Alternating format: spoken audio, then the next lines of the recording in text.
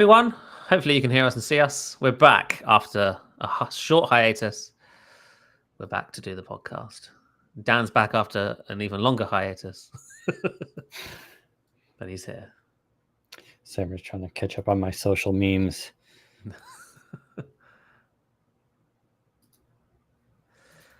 Right, let's see here. All right, the tweet is out. Yes. Nice. All right, I'm ready to go when you're... 2 seconds.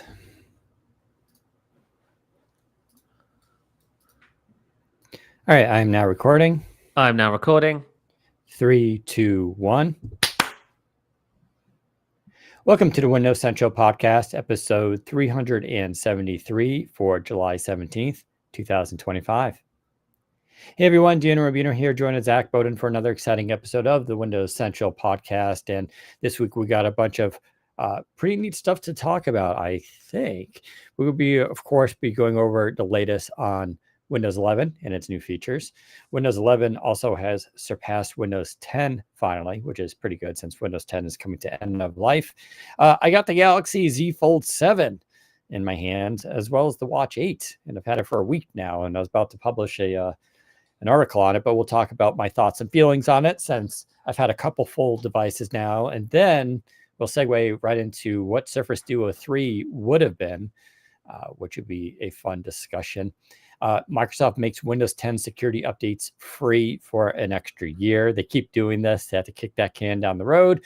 And then this is also really big news. Google confirms it is merging Chrome OS and Android together, which is going to be, well, if they don't cancel it and can pull it off, it'll be a big deal. But yeah.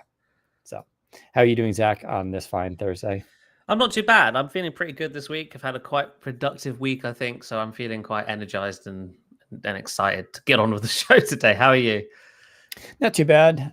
Yeah, definitely been a kind of a long week, but all is good. Let's jump into that Windows 11, the new features. So what can we expect there for things coming out?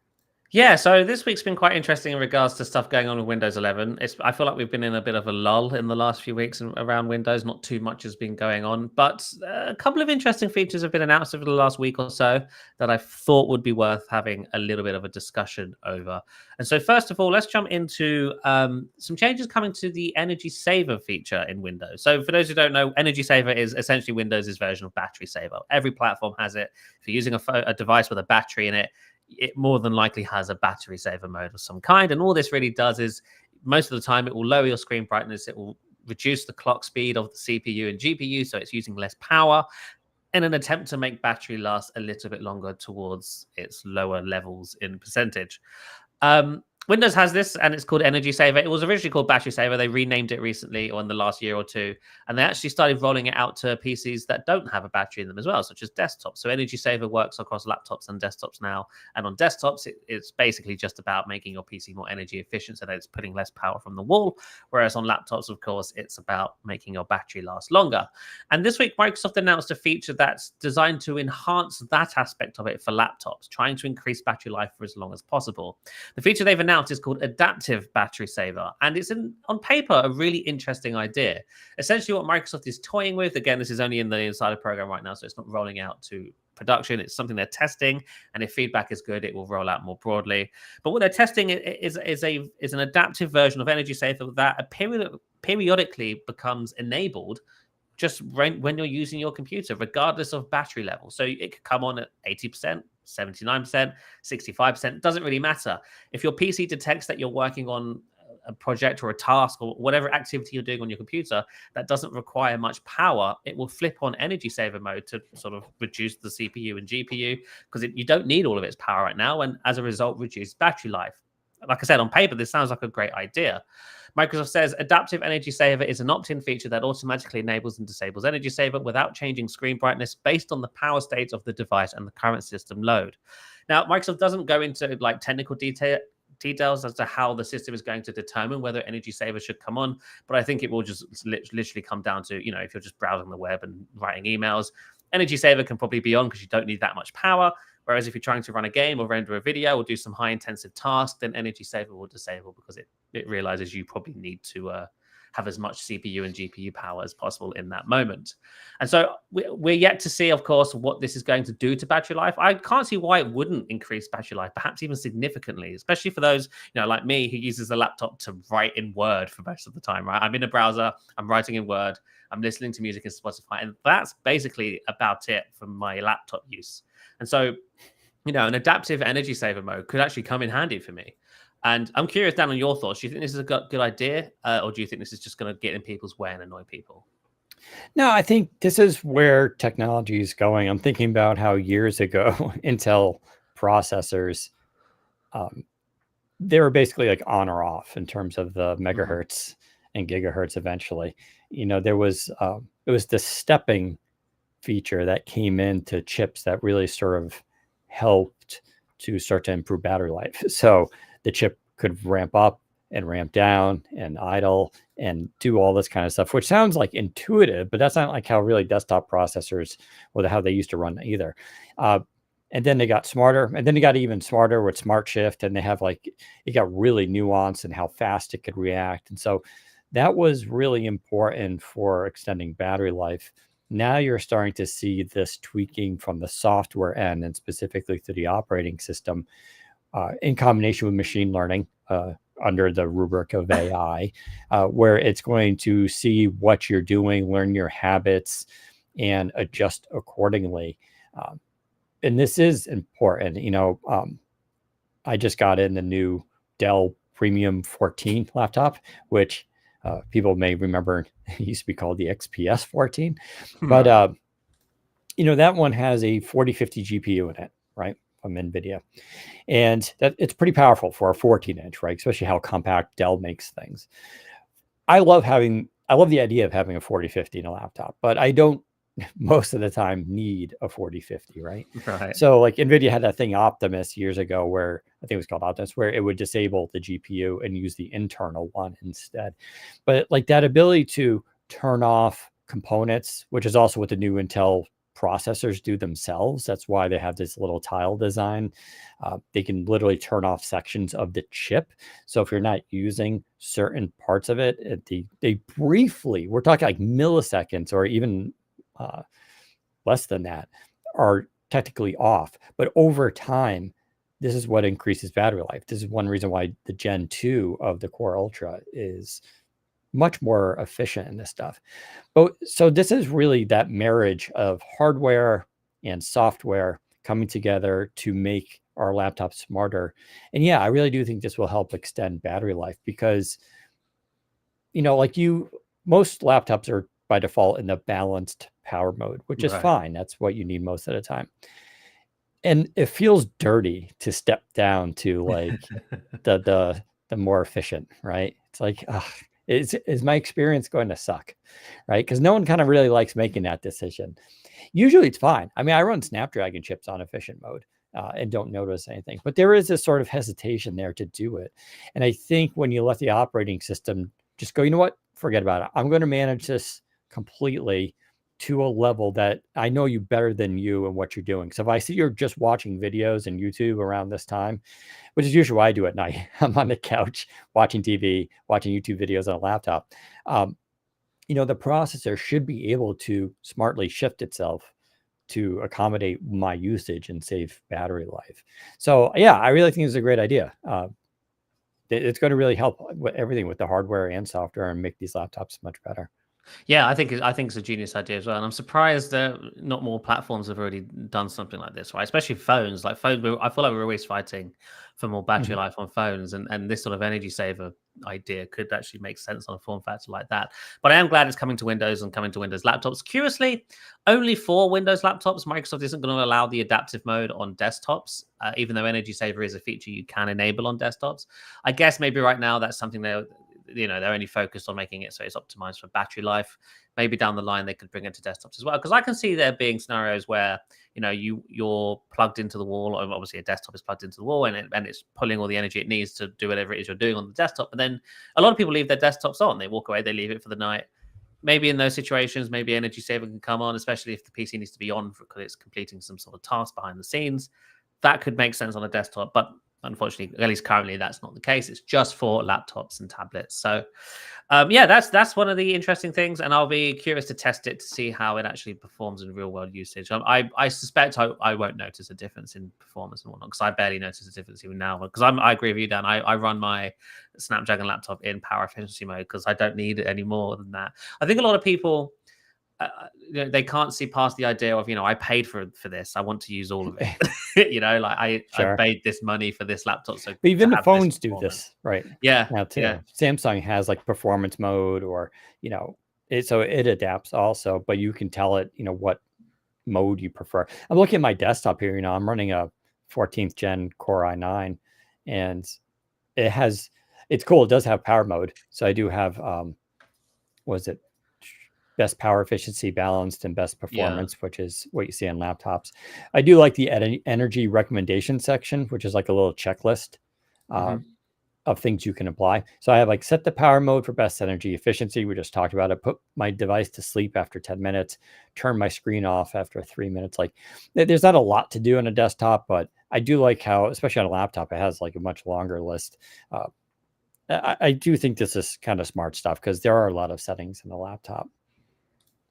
Yeah, so that's just one of a handful of new features Microsoft announced that are coming soon to Windows 11 this week. Another one of which is a feature called Describe This Image, which is being added to Copilot Plus PCs soon. It's now in testing in the Insider Dev and Beta channels. And what this essentially does is, it's like another extension of Click to Do. It's similar to Google's Circle to Search.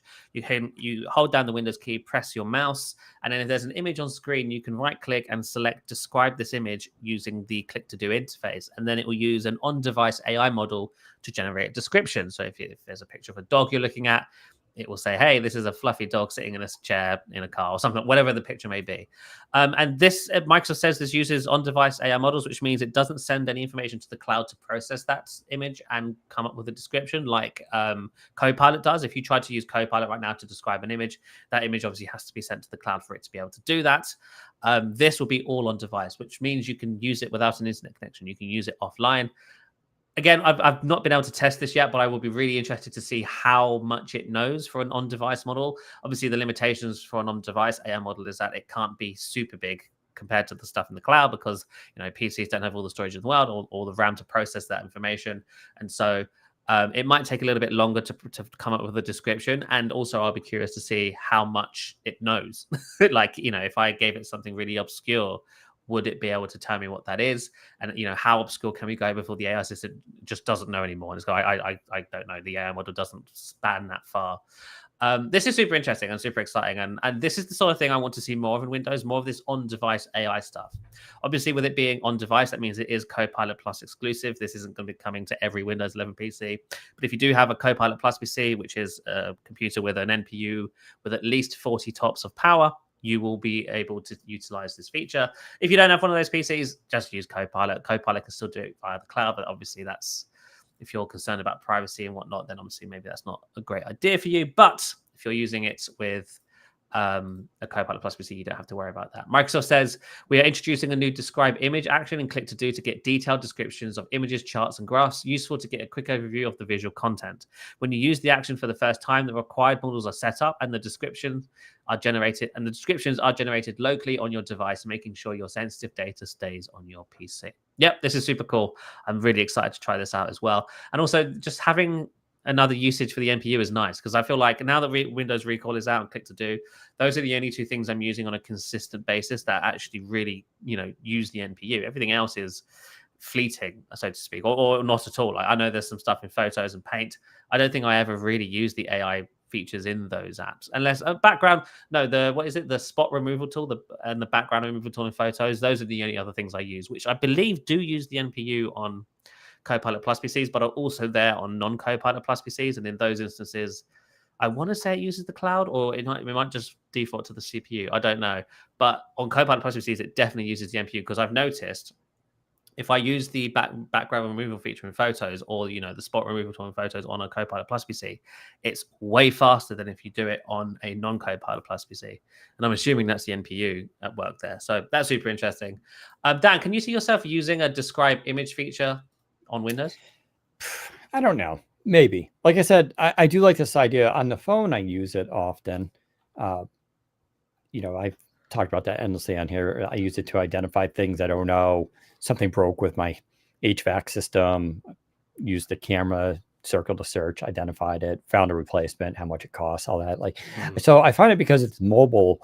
I tend to, if I'm working on something in the house, it's way more useful than obviously I'm not going to drag my laptop around. So when I'm on my laptop, I feel like most of the time what I'm looking at, I don't know. Like I've never really come across something that I don't know what it is. I think there are sometimes I want more information about what the thing is I'm looking at, but if I usually know what it is, so I can just search for it myself. I do like how, with Bing image search, you can find something and then find the different sizes for it. Usually because you want the higher resolution version of it. And so it will do that and match. And I think that's kind of cool, but that's not what this is. So I think theoretically it's fine. I don't know how often I'll use it, but I'll have to obviously kind of give it a shot to see what its capabilities are. Yeah. So another feature Microsoft announced that's now in testing this week as well is Copilot Vision on Windows 11, but specifically the ability to share your whole desktop with Copilot Vision. Up until now, you've been able to share individual apps with Copilot Vision, and so Copilot will just see the app you choose and nothing else. But now, rolling out in preview is the ability to show Copilot Vision everything, your whole desktop, start taskbar included. And what that enables is essentially, context switching. You'll be able to move between app windows and whatnot on the fly and continue a conversation with Copilot Vision as you're using it. And that sort of levels it up into a new realm of where it's even more useful now, because you can context switch, you can move between apps. If you're editing something in Photoshop and then dragging that photo into PowerPoint and then making edits to it in PowerPoint, you had to sort of tell Copilot Vision manually before that, no, we're switching over now to a different app, and now we can continue. But you won't need to do that now. You can just quite literally switch between the apps, and Copilot Vision will be able to just see it happen in real time and continue working alongside you. This is still a US only feature, frustratingly. I've not been able to try it yet. I don't know if you've seen it pop up in the Copilot app for you, but I've really wanted to try it, but it is region locked to the US. And even now, this new feature is also US only, so I haven't been able to try it. Yeah, I do have a share screen with Copilot. I got to see if it works across both my displays. But again, I haven't necessarily found a use case for it. I was going to say, I could have sworn yesterday I had noticed in my Android app those little glasses and something about. So there's this feature that's coming also for mobile phones, which I find a little bit more useful, where it allows you to use any camera you want on your device live. So Google has this already with Gemini Live, but it's the idea of like you just turn your camera on and you just move it around, and then you can just ask Copilot in real time, hey, what are you looking at? And it'll identify you and give you more information. I find that way more interesting, again, because things I don't know about is when I tend to be mobile, not when I'm at my desk. So I don't know how often I'll use this feature. It's kind of cool that it can be done, but I haven't necessarily found a use case for it. Unlike like something like Click to Do. Like my favorite feature of that is something, again, Samsung phones do this too, which is the ability to extract text from an image.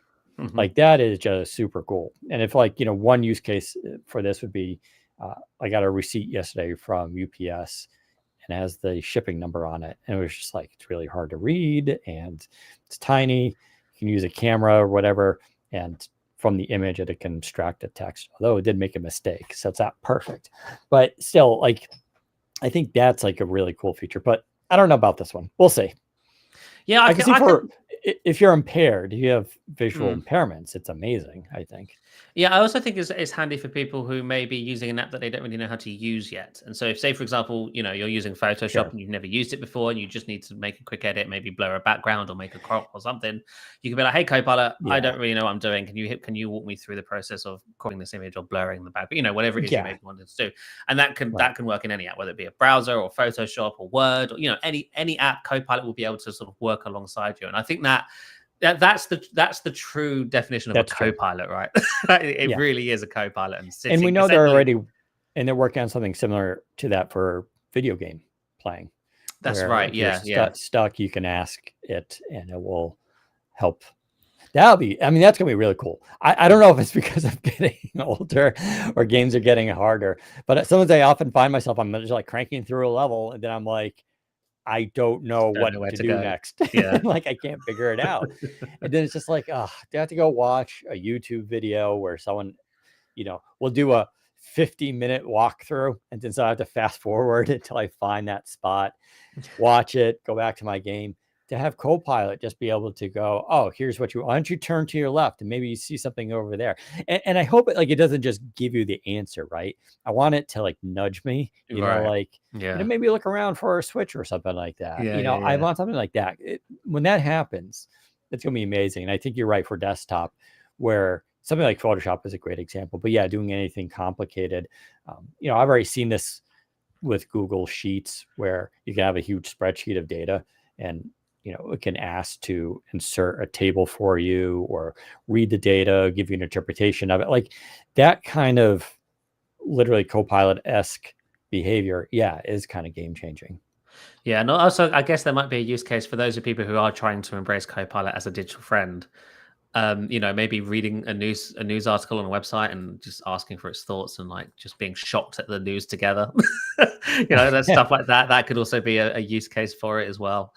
So yeah, I think it is a cool idea. Again, it is US only, not available anywhere else currently, for whatever reason. I will say, and this isn't Windows per se, although in the latest version of Edge, and maybe this is because I go into Edge flags. If you go into Edge // flags and you type in Copilot, you'll get a bunch of things, a bunch of Really? choices. Yeah, there's a lot now, and you can turn those into like enabled, and it can do things like vision, Copilot vision, and everything. So I don't know if I have this setting because of that, but they're experimenting with two ways of doing video summarization. So one way is when you hover your cursor over the video, you'll get a little like pop up with some tools, including Mhm. translate, which I think I mentioned a couple of weeks ago. Um, but you can hit one and it will summarize the video. They're doing also a thing with an experiment with it in the address bar, where it will just, when you're on a video, it'll say summarize I've like in a seen that. blue. Yeah. Yeah. And if you hit that, it'll do the same thing. But what's really kind of cool now is not only does it summarize the video, like usually it gives you a brief paragraph and then a couple bullet points. Um, for instance, I watched a video the other day and it was like, oh, it's about this surfer, and it was five supplements he takes and 5 things he always eats to maintain his health, because he's like 53. And this thing was smart enough to bullet point all 5 things for each of those, like, which is you would want it to do, right? That's the expected behavior, but it did it. I was just like, oh, I didn't even have to ask it. It just summarized the video and gave me the 5. And then it went beyond that. It also reads the comments and gives you a summary of some of the comments and what people are saying and stuff like that, which I thought was wild. So it's like, this stuff is getting really good. Now I know this gets into the whole like, yeah, but what about YouTube, revenue and people watching videos? Yeah. Totally true. But if it's a topic I'm really interested in, sometimes I will go watch the full video, but sometimes I want to know. But and part of this is because, and it's the same thing with online print, there is a lot of like clickbait stuff where it's just like, I see people take Huberman's podcast and they'll cut out like 25 minutes of it and put it into not even video form. They just take his audio and insert like a bunch of AI stuff. And like the title of the video is like, do this one thing to sleep easier at night. And it's like a 23-minute video. I'm like, no, I am not watching a bunch Yeah. of, you know, stock imagery with a podcast for 23 minutes just to learn one thing. I'm like, summarize, tell me the one thing. Oh, like take melatonin before bed. Like, so like, I think there is a reaction to the stuff. I still often watch full videos. So Yeah, I do. I'm still very much in the long form camp when it comes to content like that. Like, TikTok I think is ruining people's minds for sure. But I've never been able to get on board with TikTok. Really, I can't. it's a The guy thing. It's Is it so really? funny. Well, there is data to support this. Females prefer TikTok and guys prefer long form and YouTube. I think that's where, because Yeah, and if we joked about when we used to do YouTube videos a lot, it was like 95%, 98% male audience, right? But it yeah. was funny because my SO, she knows I'm always watching long form videos. She went home to visit her parents and she was laughing. She messaged me. She's like, my dad's sitting here watching 23-minute videos and stuff like that. I'm like, yeah, like we're learning things. Yeah. Like I've been watching like videos about Primus and Les Claypool lately. I don't even like Primus. I just respect them a lot. I think they're really cool. I like Les Claypool, but I'm just like learning. I don't know, just learning stuff. And that long format is just way more interesting because there's a lot of good YouTubers out there creating amazing content. I've seen 12-hour analyses on movies. Like I'm sure I come across a 12-hour analysis of the Phantom Menace ones. Not that I watched all of it, but I definitely Yeah. started watching it because I think it's fascinating. I think it's so interesting that somebody can take a Oh, yeah. 3-hour piece of content and analyze it for 12 hours. I think that's Well, insane. one of my favorite channels I've shared with on Telegram was UAP Gerb, GERB. This is UFO stuff, but he does super deep dives on very specific topics, often to do with national security and the Defense Department and the military industrial complex. And like, I'm not kidding. Like he releases videos every couple of weeks, and some of them are like 2 hours, 2 hours and 20 minutes long. And it'll be a deep dive, like on Battelle, which is a military company or the material science company or something like that. And he just goes through all this detail. And I'm like, oh my God. And they're entertaining. Like they're put together well, they're Mhm. narrated well. But it's like a full documentary. He's done Yeah, one on like Lockheed, and it'll just be like this like hour 45-minute thing on right. Lockheed, and you're like, this is a movie that people are creating, and he does it like every couple of weeks. Yeah, it's crazy stuff. Meanwhile, there's 20-second videos on Right, TikTok yeah, which are like and then covering the then you same get people topic. on TikTok watch a 20-second video, and they come to you like they know these I'm a facts pro now. suddenly. Yeah, yeah, Yeah, yeah. it's like, man, I just watched 2 hours about Lockheed. Let me tell you about their black projects. Have you heard of the TR3B? And it's like, uh, yeah, it's funny how there's that sort of divergence going on. I've noticed. I love how we're going on this tangent, by the way, but I noticed on YouTube there is just a lot more creators doing 20-minute videos now. Mhm. Obviously, it's better for uh, their ad revenue and stuff like that. But you do see a lot more people creating that content, which goes in that opposite direction of TikTok, right? So, yeah, interesting trends. Yeah, so that's Copilot Vision. Now able Sorry. to share your entire data, which is pretty cool. A couple more things in the Windows realm. So the simplified system tray thing. So if you cast your minds back to last year, about a year ago, funnily enough, Microsoft started testing what they were calling a simplified taskbar system tray layout. And what this essentially changed is, if you're in the US, it removed the AM/PM indicator on the taskbar as well as the year and the bell icon. The bell icon's now gone anyway, but the AM/PM / the year was the new thing they were testing. And so what that essentially did was just leave the hour and the minutes and the day and month. It didn't leave the year or the AM/PM. In my head, because I think it's quite easy to tell if it's before noon or afternoon based on one, the clock, and two, what it looks like outside. And secondly, I'm pretty sure most people know what year it is most of the time. I'm sure there's a very small Yes. subset of people who don't and need to be reminded in the corner. But most people, I think, do know what year it is. And so I thought this makes perfect sense. Obviously, simplifying this part of the taskbar makes sense. It makes it shorter. It reduces the amount of space it takes up. And that's really handy for PCs with smaller screens, 12, 13 inches, especially devices like, say, the Surface Pro 12-inch. I thought, brilliant. So that was in testing. Then it was in testing for quite a bit longer than I thought it was going to be. And then late last year / earlier this year, Microsoft pulled it from the Insider program. So we're taking it back behind the scenes to address feedback and issues. I thought, what issues? What we've done is remove text from the taskbar. What technical issues could come up from that? Turns out, no, it was removed because of negative feedback. Microsoft's Brandon LeBlanc said on Twitter when I asked him where this feature was, he said the feedback they received about it was not pleasant. And so I think that means it's cancelled and they're not going to ship this now. And I don't know why. I don't understand this, Dan. Tell me why people would be so against this very minor change that does nothing but make the taskbar look nicer. Well, two things. One, why can't it just be an option? Right. Yeah, exactly. I agree. I mean, I understand it is technically more work. You got to now create a thing in settings and versus just having it as default. I would prefer that because I'm in agreement with you. I do not understand why people need the AM, PM and along with the time, let alone the year for the date. Like it just seems, I mean, in one sense, I understand it because it's like a holistic view of just how people like to read digital time, which is that way, right? So I get that's just tradition almost, but it's still stupid. Yeah. But I think just people didn't like the look of it because no, it's like supposed to have PM and AM.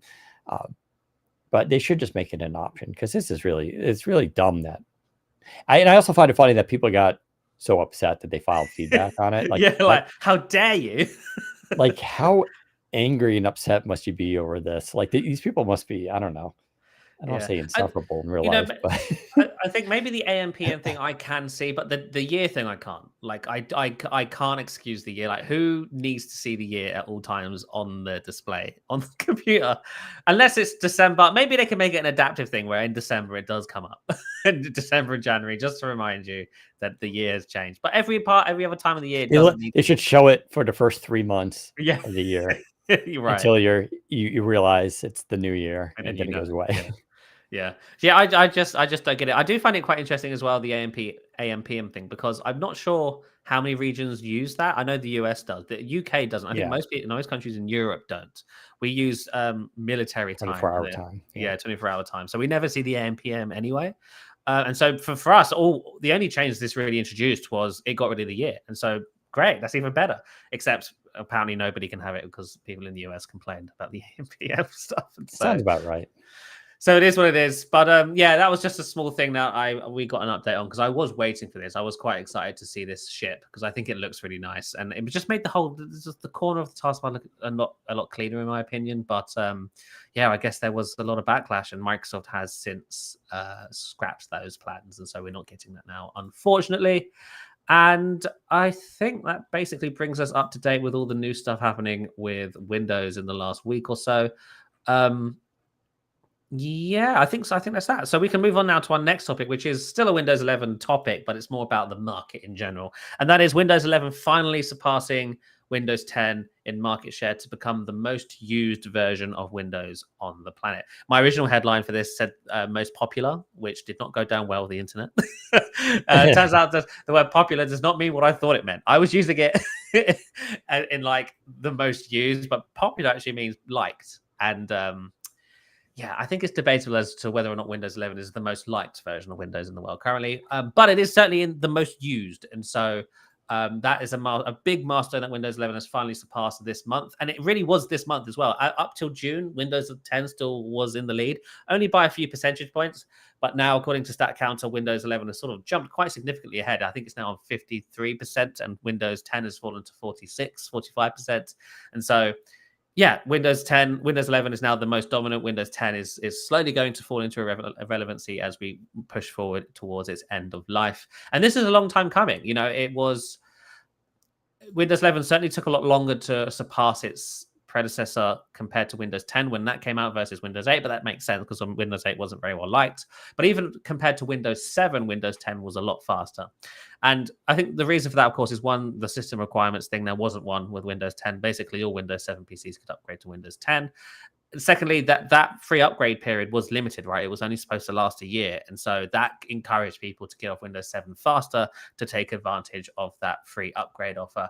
Windows 11 never had that. Windows 11's upgrade has always been free for Windows 10 users if you are eligible, and that eligibleness is one of the reasons why it's taken so long, because there's so many PCs out there that still can't run Windows 11 and never will, and so the adoption of Windows 11 has been slower. It's taken 4 years to get to this point where Windows 11 has only just overtaken Windows 10.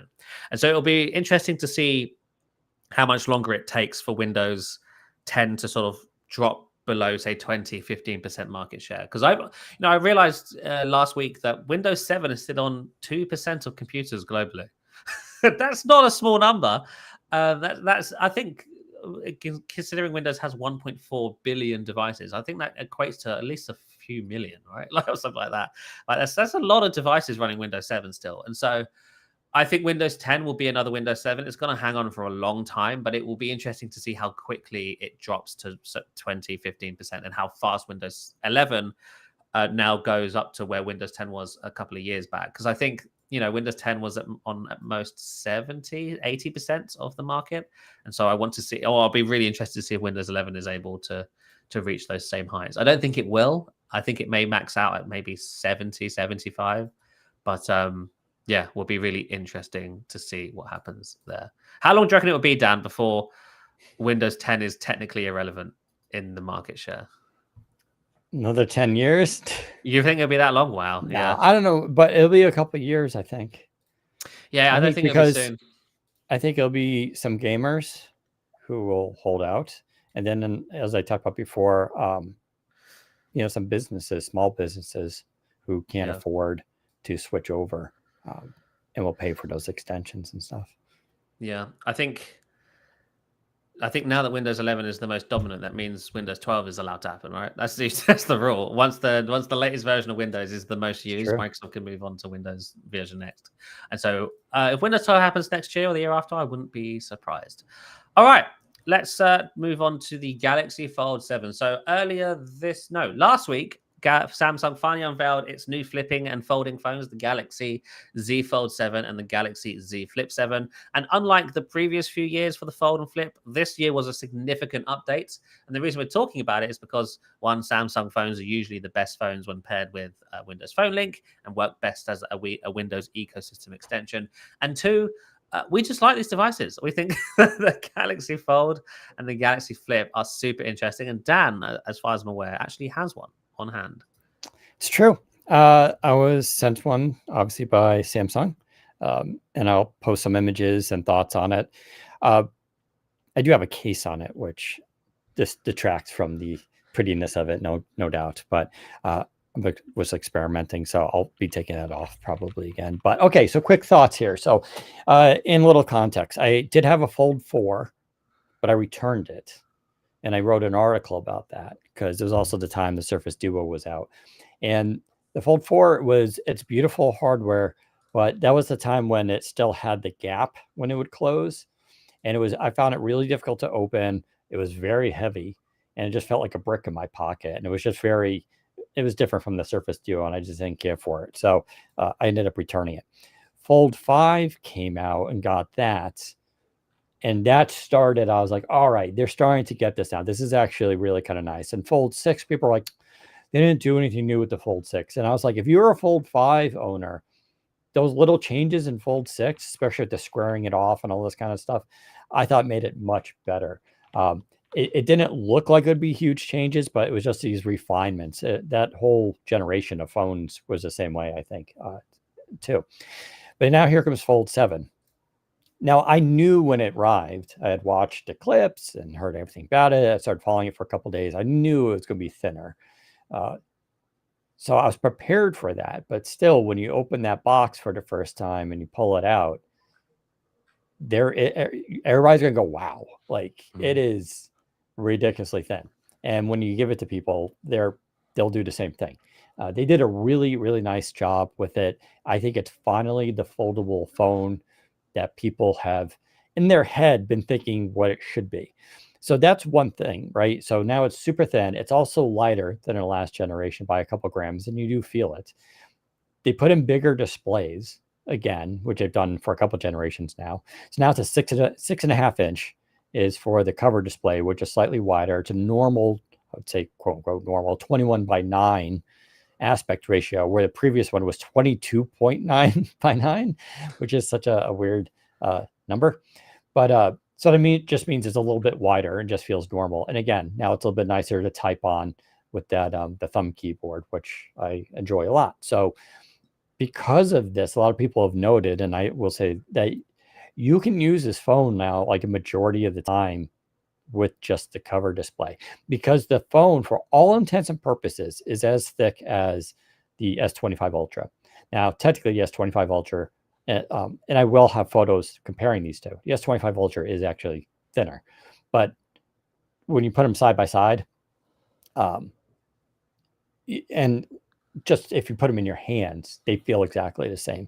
And so that's the big thing here, is that this feels now like a standard candy bar phone for 2025 that just happens to be able to split in half and open up into a giant 8-inch display, which is really nice. Now, they still have glossy displays. They're not using my favorite thing of the S24 and S25 Ultras, which was their anti-reflective display, which you and I have talked about, is you don't appreciate it until you get it in your hand, just how good those displays are. And I still say that, even after using this, when I pick up my S25 Ultra, I'm like, damn, that's such a good display. But so you have that. The other big change was the camera. So they ripped out the 50 megapixel camera and replaced it with the 200 megapixel sensor. That's the same, pretty sure it's the same that's found on the S25 Ultra. So for the first time, we're getting the Fold has comparable photo performance as their top tier regular phone.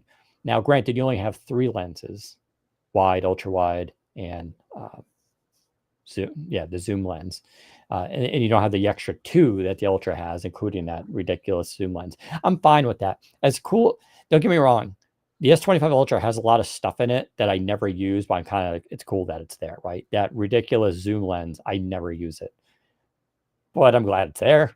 Like, it doesn't cost me anything to have it there, right? Same thing with the S Pen.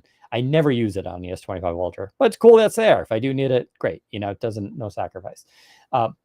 Yeah, so now the camera is really good. They also, that wide angle, ultra wide, is now is able to do macro shots, which I do use. So I use macro way more than I would the zoom. So I find that extremely useful. On the inside 8-inch display, they got rid of the under display camera, which was definitely a neat trick. If you don't know, it's just, instead of the black hole, it had little pixels that went over the camera.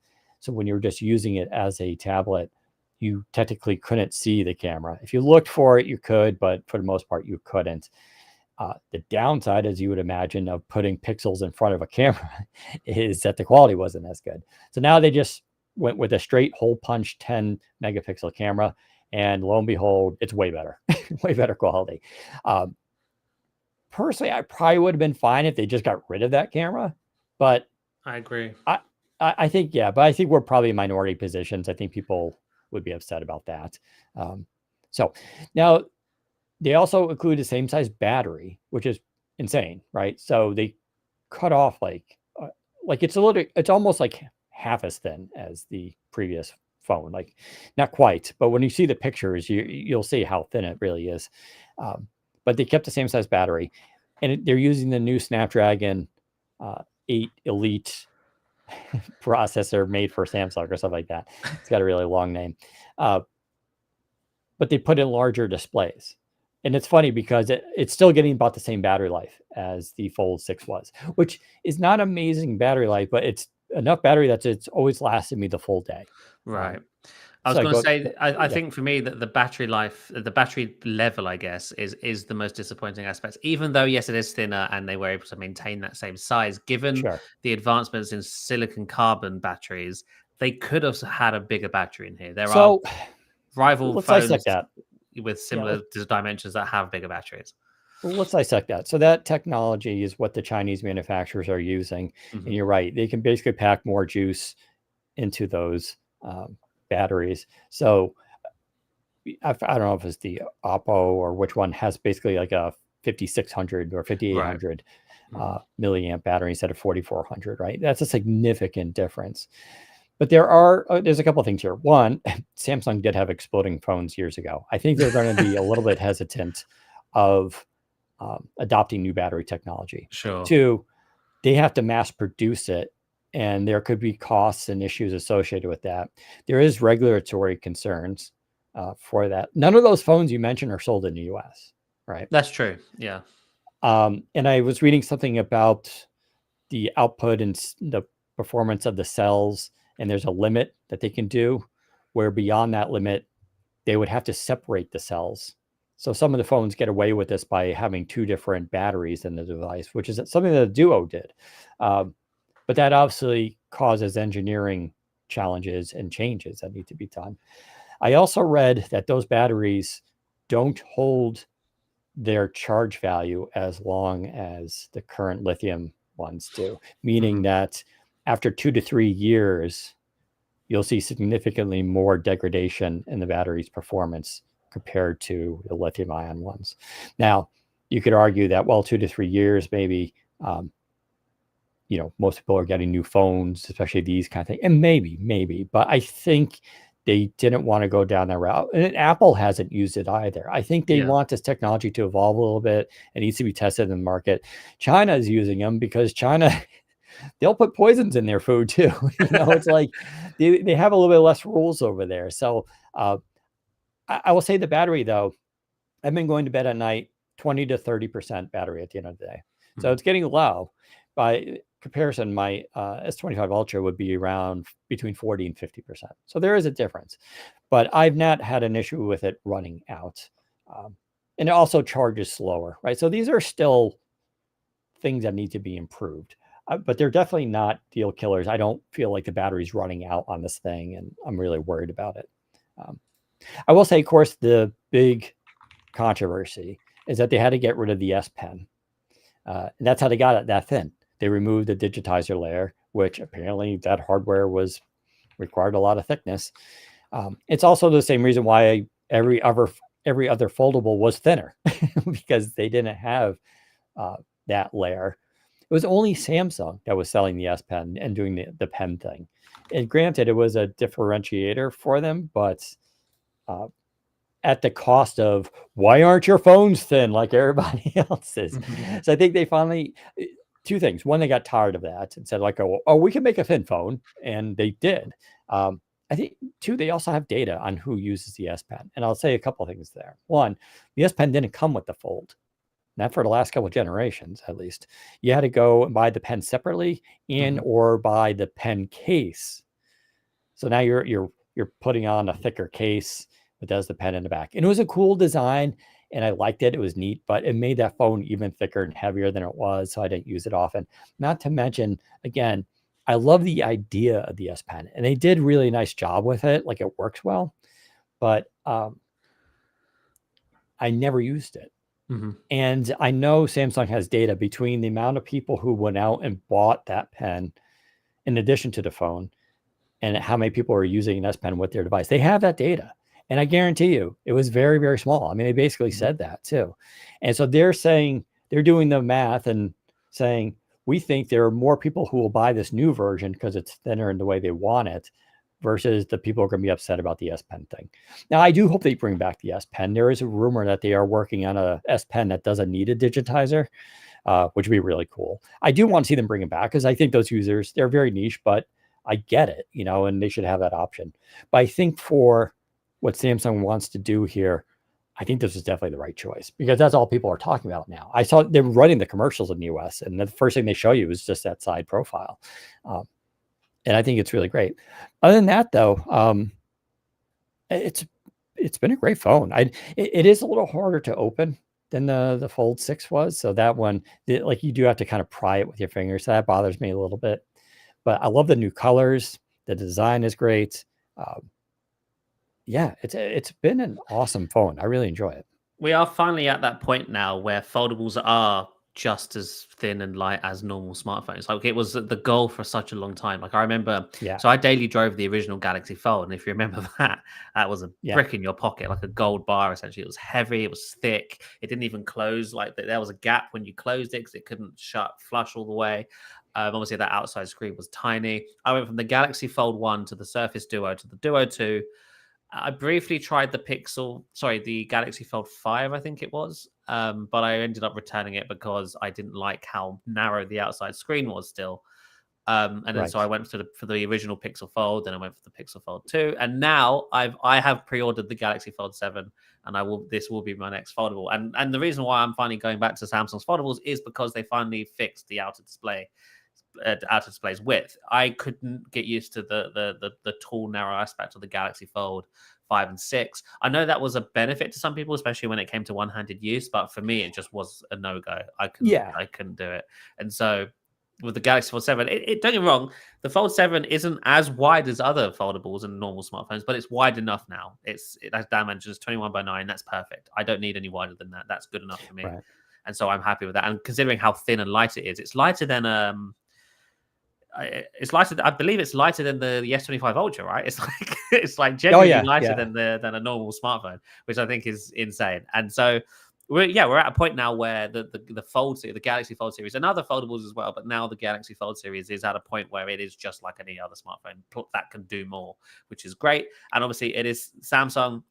Although I think there are technically better foldables in the market from Chinese makers like Oppo and Honor and Vivo, I think the Galaxy Fold now is in competing in that same realm. Whereas before it was really sort of coasting on the fact that there was nobody else in the US market really competing with them. We had the Galaxy the Pixel 9 Pro Fold, which was a fine foldable. I daily drove it, but I think the Samsung has them beat on software. I think the One UI. Yes. And I'm actually glad I bought the S25 Ultra this year because it made me realize One UI is actually pretty good now. Right. And that kind of helped me sway my decision into ordering the Fold 7. That and also the trade-ins, as always, amazing. I'm paying less than the price of a Nothing Phone 3 for my Galaxy Fold 7 with trade-ins and coupons and discounts and stuff, which I think is a bargain. This phone is an $1,800. No, $1,900. It's $2,000 in the US now, isn't it? They've upped the price, right? For the Fold 7. Did. Yeah, it's a $2,000 phone. I'm getting it for basically over 50% off. And so it's like, cool, I'll do that. I can't say no. Yeah, that's the price which is really funny because when the Duo came out, people were complaining about it was like what, $15.99 or $14.99. Right, yeah. And people are like, and it was cheaper than Samsung. And people are like, oh, it's still too expensive and all this kind of stuff. And the idea was like, Samsung's going to bring down the price. And that's what everybody thought. I mean, I thought it too, that like, it's going to take a couple of years, but yeah, they'll bring down the price. Instead, it's gone up by $200 since then. Like last year, it went up by 100 and this year it went up by 100. And part of that's also because they don't really have any competition in the US besides Google with the Pixel. But Google's, despite all the attention they get, they don't sell. I mean, the last generation did sell significantly more, so they're making a little bit of progress, but Samsung just dominates there. I'll say also the bend in the screen in the ditch area is better. Of course, the crease. It's still there. It's still visible. I think a lot of people are like, oh, it's basically gone. I think it's just because when you first get it, it's like that. But after it opens and closes, it breaks in a little bit. But you don't really feel it. It is pretty much gone. But again, when you're using it and it's straight on, you don't notice it. But yeah, the trade-ins, I was going to mention that it is stupidly expensive to get it outright, especially like $1,900 or $2,000. But once you're in that system, if you trade it in every year, you're only paying like an extra $900 every year for it. And I know that's still like sounds ridiculous, but like that's sort of the point behind it, which is they want you into that system and they give you the generous trade-ins and the special deals and all that kind of stuff. It makes it a lot easier. So it is only for the high rollers. But I would say it's basically perfect. I would say, yeah, a little extra battery life, faster charging, bring back a special S Pen for it.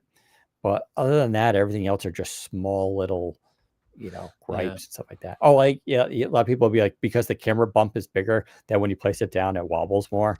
Right. Okay. But like literally every phone does that. Yeah. It's just the degree to it. It's like, well, it wobbles more than the iPhone. It's like, all right, and like, I don't know. I get it. In a perfect world, it's flat, like no doubt about it.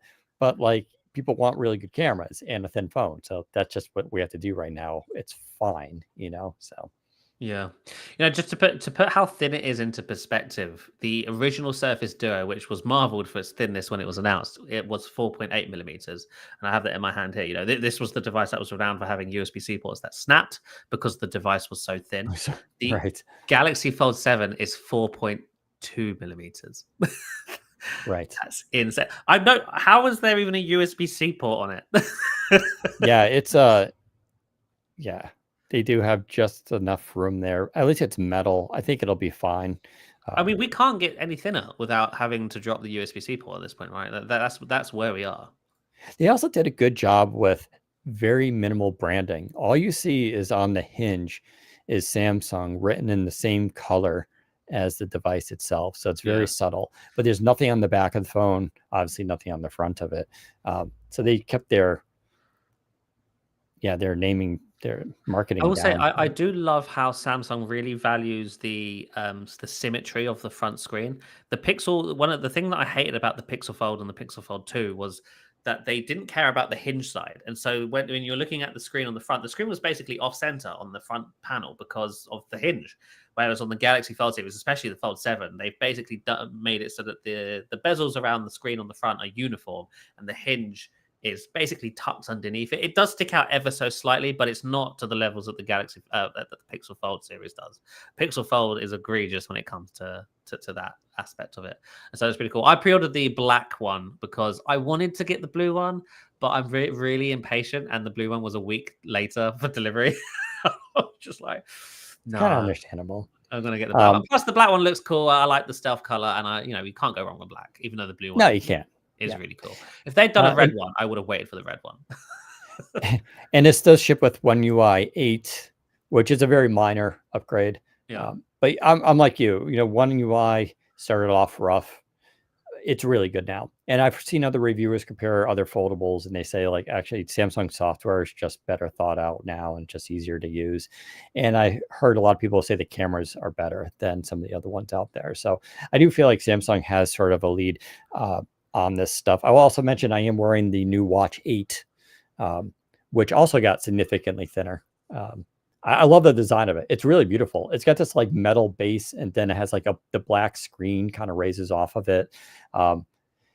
It's been pretty good. The battery life is nowhere near as good as my Watch Ultra, but that thing is huge. It's like 46 or 47 millimeters. This is just a 40 millimeter one, but I've been enjoying it. It's been really, really nice.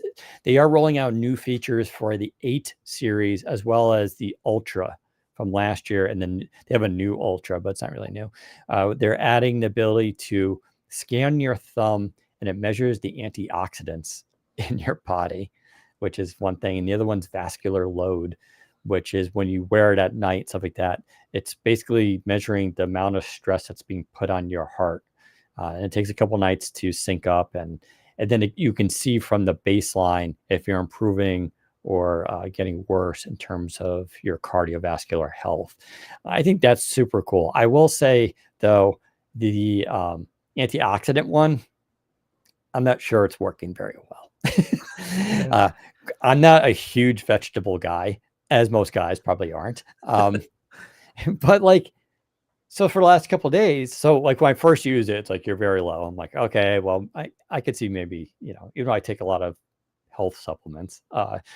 So I started eating spinach salads again, which I forgot how much I love those actually. So I'm like, actually kind of glad. So I'm eating spinach salads again.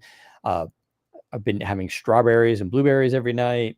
I started taking that 24-hour time release vitamin C at 1,000 milligrams or whatever it is. So like, I'm really kind of flooding my body here with like, and it tells you, it's like, you're pretty low. Why don't you try eating like 6 strawberries tonight? And I'm like, okay, I'll have a whole bowl of strawberries. I love them. And it's like, it doesn't, it's still like just very low or low. Like it's not budging up. I'm like, come on. I can't be like having scurvy at this point. Like what's going on here? So, and they warn you it's beta and all this kind of stuff. So I think that needs to improve a bit, but I do like they have that. They also have the ages index, which is a measure of when you cook foods, fats and sugars, when they come together, can form these things called ages, which increase as you get older, and they're thought to help basically deteriorate the body and make things worse. So basically, barbecue meats are like kind of like the worst thing you can do. They're delicious. Like if you put the sauce on there and everything and you slightly burn them, that's what this is. Fried eggs, right? So they would say scrambled eggs are better than fried eggs because of the frying. But that's a cool feature. Of course, you have the sleep apnea detection, and all the other just health stuff. It's a really powerful watch, and the battery life is fine. Like I do have to charge it while I jump in the shower. I'll put it in there for a little while, then give it an extra 10 minutes and it's fine. But yeah, they have a really nice ecosystem that's coming together. So they also announced the Galaxy Watch 8 Classic, which is kind of a hybrid between the standard watch and the Ultra. It's a middle ground, probably my preferred ground, to be honest, where it's kind of has the features of the Ultra, the slightly bigger battery, and the action button, I think they call it, or whatever it is, the orange button. The bezel, and then they've also got the physical rotating bezel, which a lot of people were like, why doesn't the Ultra have that? Like, and I think Samsung has said it's because moving parts are more prone to breaking, and the Ultra's designed for extreme sports and this and the other, and so that's why it doesn't have the rotating bezel. But the Watch 8 Classic does have the rotating bezel, and it's sort of, like I said, a hybrid between the Classic and the standard Watch 8 and the Galaxy Watch Ultra, which is really nice, and it's probably the one I will eventually get. I'm not getting it just yet because I do like my Galaxy Fit. The Galaxy Fit 3 I still really enjoyed using. I think it's so slim profile battery. And what's cool, although I have to bring it over, I've had some issues with transferring those devices from my Ultra to the Fold, because there's a way where it just allows you to transfer them over. But what's cool about the Samsung wearable stuff, like I have the Ring, I have the Fit 3, I have the Ultra, and now I have the Watch 8. I can have all four of those synced to a phone, and I can just dynamically switch between them during the day. That's nice. So so I still like to wear my regular mechanical watches. So then I'll put the Fit 3 on my right-hand wrist and just go for the day like that. And then if I'm going to the gym, I would use the Ultra. And if I'm going out now, maybe I would use the 8, which I also just use for sleeping, or I'll use the Ring, because you can use the Ring in conjunction. It'll get you even more data. But it's neat because it allows you, most of the time it just detects you're wearing it and it's like switches for you. But you can, if not, you can just go into it, hit a button, and you can just choose the one you're wearing and it'll connect to it. And I was just like, that's really cool. It sounds like an obvious thing, but you'd be surprised that a lot of companies don't think of something like that. Yeah. Real quick before we move on from this, there was one more device Samsung announced, and that was the Galaxy Z Flip 7. So that's like the sort of clamshell type one instead. This one's actually quite a big update as well. It has a wider, larger outer display now, so it takes up the entire panel on the front of the device, which is really nice. And then when you open it up, it's also slightly wider as well. So it's a 6.9-inch display on the inside now as well. And it's also a bit thinner, so it fits nicer in your pocket when it's folded. Overall, really nice upgrade. Is a little bit more expensive than the previous version, but they also announced the Galaxy Z Flip SE, which is essentially a Galaxy Z Flip 6, but with an updated processor and some other minor adjustments. So if you want to, I think that's $900. So if you wanted a flip phone for $900, you could go for that. I would probably recommend just going for a Galaxy Flip 6 at that point, because it's the same phone basically, and you can probably find that cheaper at this point. But the Flip 7 is also really quite nice. And we should mention our writer Ben Wilson is traded in his Pixel for the Flip. He did, yeah. We have the whole team is gone Samsung. So we really have. I mean, it makes sense to us because, like we have said, the Samsung are the best phones when it comes to integrating with the Windows ecosystem. They just work the best with PhoneLink, I've found. And you can use third-party phones with PhoneLink, but Samsung, easily the most seamless experience. It's built in, usually gets features first, and it's a lot more reliable, I found, than when I use it on my Pixel, for example. So yeah, I guess this sort of leads us a little bit nicely into the next topic, which is the Surface Duo, because obviously the Galaxy Fold, the Galaxy Fold news in the last week has had me thinking a lot about the Surface Duo recently, because both me and Dan, we loved the Surface Duo, both the Surface Duo 1 and Surface Duo 2. Through all of its flaws, we daily drove those and we loved using them. They were, to this day, I think I would never have a phone that I loved as much as I loved the Surface Duo 2. Just how unique it was, how beautiful that hardware was, how premium it was. The fact that no matter where you were, on a night out, at a restaurant, with friends or family, people would ask you about that phone. Like, it's such a unique phone. And to this day, even the Galaxy Fold 7, compared to what the Surface Duo was, isn't a unique phone at all, really. It's basically copying all the other foldables. It doesn't stand out in any meaningful way. And so that got me wondering, what was the plan for Surface Duo beyond Surface Duo 2? What had Microsoft sort of outlined for their roadmap before things were scrapped? And so, I did some asking around. I was looking back at some old notes, and I figured now's the time we can probably start talking about this, and I will maybe do it in a write-up as well at some point then with more detail. But I have some idea as to where Microsoft was going with the Surface Duo line. Obviously, we know that at some point they were going to pivot to a single screen foldable, just like the current foldable, the Galaxy Fold 7, etc., etc. But there was a time before that where that wasn't the case. And so I've asked around, and I have a rough idea as to where Surface Duo was supposed to head beyond the Surface Duo 2. So obviously the Surface Duo 2 came out towards the end of 2021, and that would have been, had Microsoft stuck to its schedule, there would have been a sort of a gap between the Duo 2 and Duo 3. In 2022, Microsoft originally intended to ship a device codenamed Chronos, which we have talked about before. This was supposed to be a cheaper Surface Duo, a Surface Duo Go, so to speak. It had a plastic exterior, no glance bar. It had a mid-range processor, and just 2 cameras instead of 3. And so it was kind of like a hybrid between the Duo 1 and Duo 2, but with a plastic exterior. And it was supposed to basically come in at, I want to say, under $1,000, but Microsoft never got far enough to actually figure out how much it would have cost. But the idea was it was supposed to make the form factor more approachable, more appealing, more available to wider audiences, because I think the biggest barrier for entry for the Duo was its price. $1,400, $1,500 for a dual screen phone, an experimental form factor. Most people weren't able to commit to that, and so bringing it down in price to $1,900, even $800, if Microsoft really pushed the boat there, would have been a great way to get more people on board with the dual screen aspect of Surface Duo.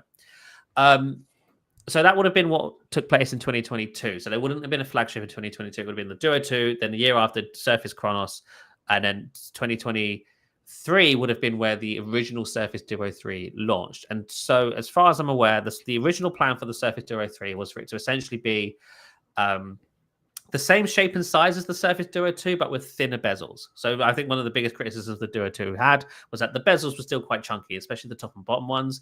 That was supposed to be sold with the Surface Duo, the original Surface Duo 3.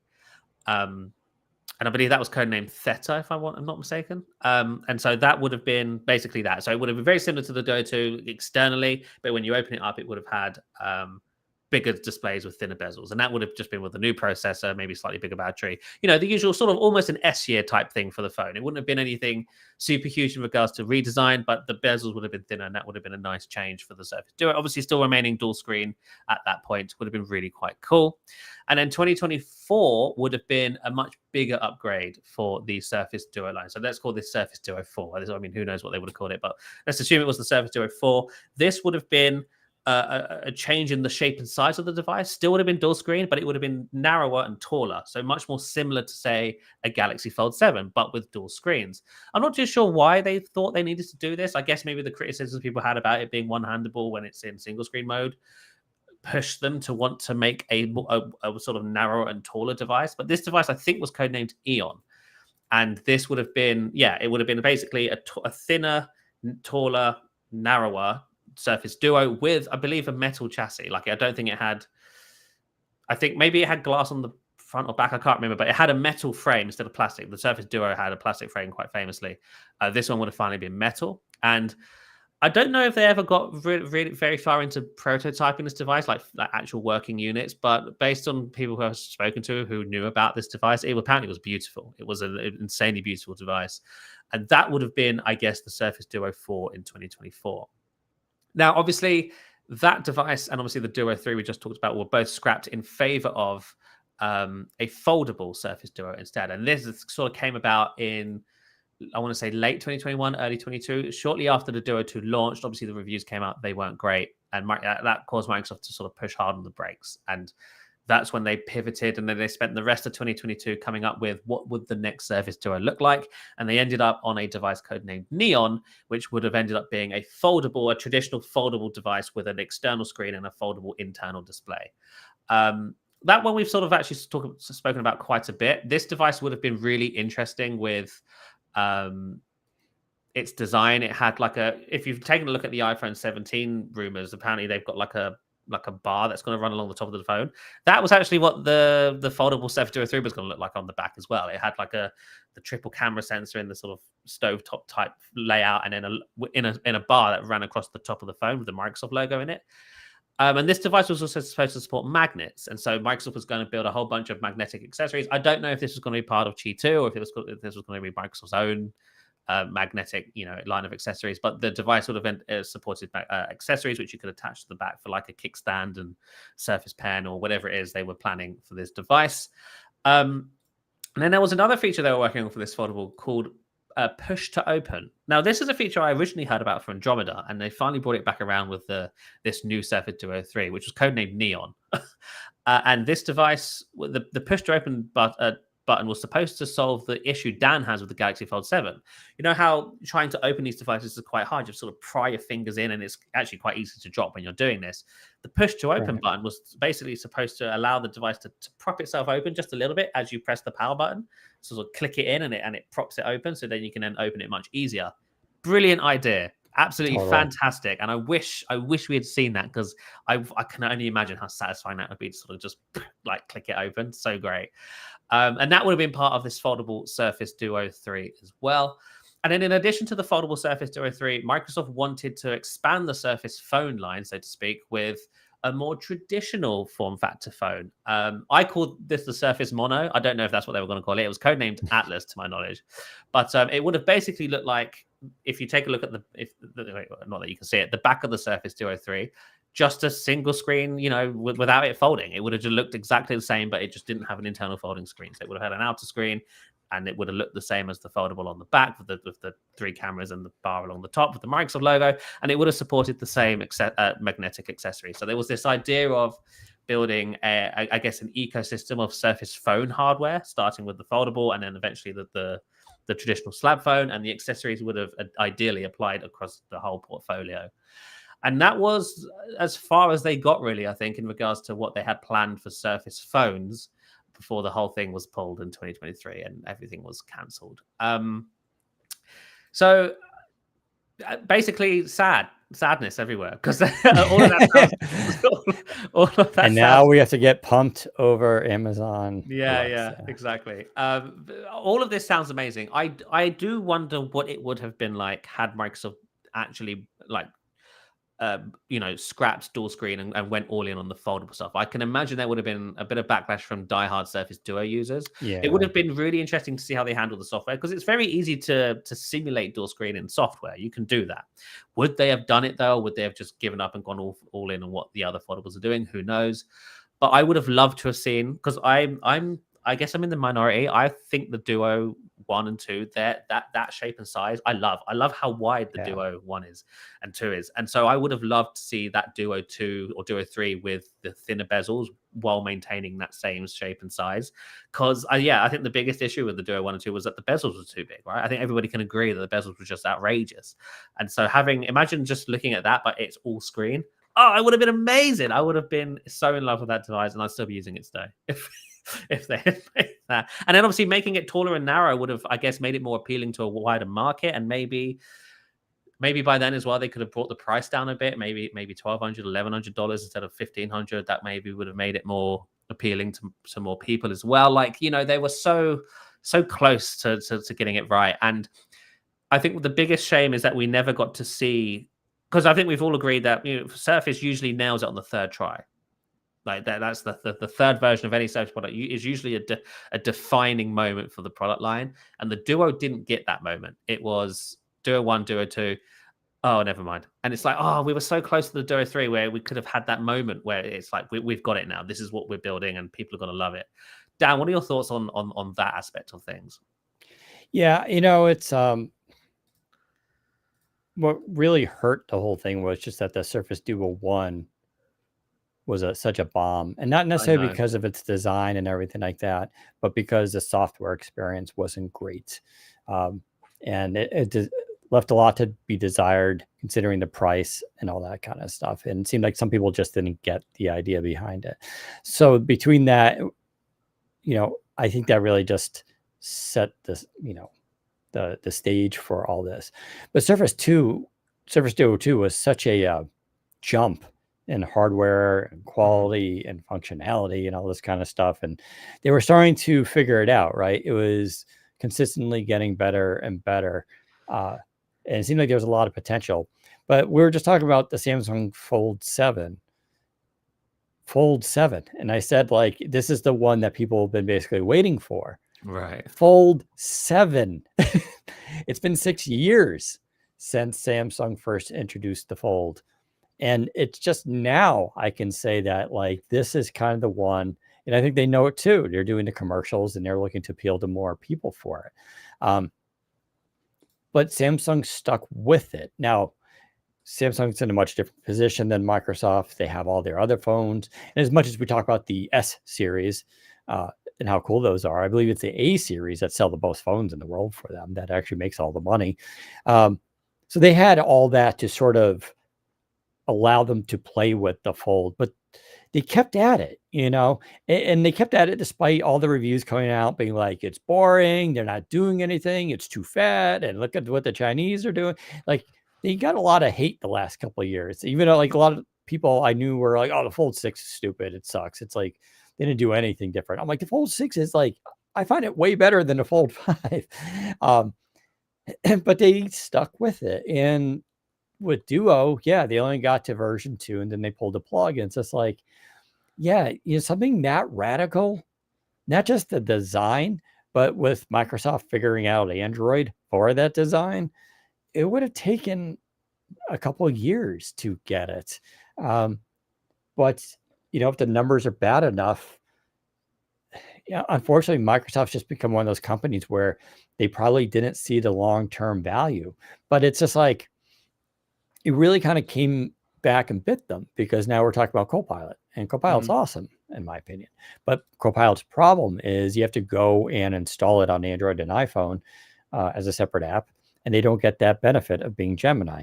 And so could you imagine if they had Copilot and a Copilot phone, basically, like that? The point of them getting into Android was that they were going to continue to modify it and make their apps just super performant on them and their best experience, so that when you bought a PC, this was the phone you got with it because it worked the best with it. And it could even do stuff that other Android phones couldn't do. Like, that was the thing. And it's becoming even more critical now with AI. And they're not there because they were too short-sighted and didn't want to just take the risks. And I think that was just really kind of stupid, because you and I have talked about, like, there is no way now that they could ever get back into the market, right? Yeah, It no would be way. impossible. But then you have people like Mark Zuckerberg, whose predictions of technology, I gotta say, are not impressive. But for some reason, every time he says something, people are like, like, his thing now is like, he's like, we're in a post-phone world. Here we go. It's like, are we? Yeah, because everybody wants glasses. He's like, there's so many people already wear glasses that in a couple of years they'll be opting for smart glasses. And I'm like, I could definitely see some market for this. I'm not saying there's none, but no, like, I don't think phones are going away. I think, Samsung has a triple screen phone. It's come out more details about it. They said it's ready. They said they're ready to sell it and produce it, but they're not 100% sure the market is there, and that what's the angle here for, and who's going to buy it, all this kind of stuff. So they're still figuring it out. But like that, like, we still need a portable computer in our hand that we can manipulate. The problem with, like, glasses is, like, you can do some things with them, but they're not going to replace a phone. I was just exploring getting eye surgery, so I never have to wear glasses again. By the way, they do this creepy thing where they can remove the lens in your eye. I don't want to hear And this. so this isn't like LASIK. This is, they go behind into the eye. They pull out the lens, which gets harder over over your life, and that's how you get like all sorts of eye disease and stuff. But they replace it with like a mechanical one, and they can even do near and far sightedness. But yet you would have like this little mechanical lens in each eyeball, which I was just like, what? How did they figure this out?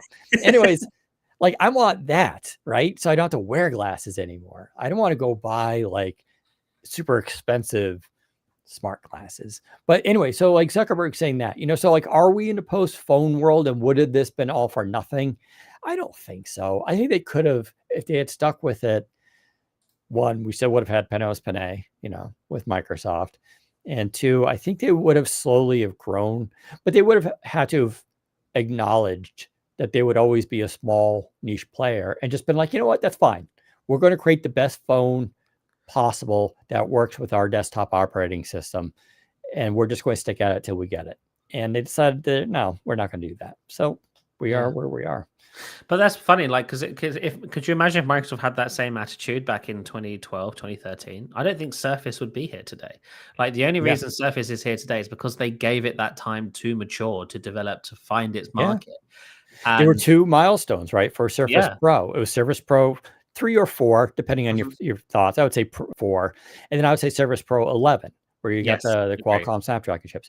Those are the two big milestones, and that's why I said the Pro 11 to me is the perfection of this form factor. It's, as far as I'm concerned, that device is basically perfect. Sure, let's improve little things here and there, but it's basically perfect. But it took that Surface Pro 11. Right.